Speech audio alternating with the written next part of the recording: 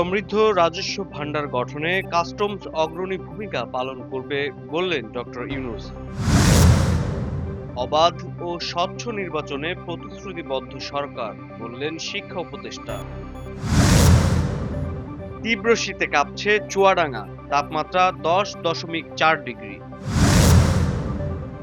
সুদানে হাসপাতালে ভয়াবহ ড্রোন হামলা, নিহত 67। কঙ্গোতে বিদ্রোহীদের সঙ্গে ব্যাপক সংঘর্ষ, 13 শান্তিরক্ষী নিহত। বিসিবির বিভিন্ন বিভাগে নতুন কমিটি গঠন। বছরের প্রথম উন্মুক্ত কনসার্ট, গাইবেন জেমস সহ 7 ব্যান্ড।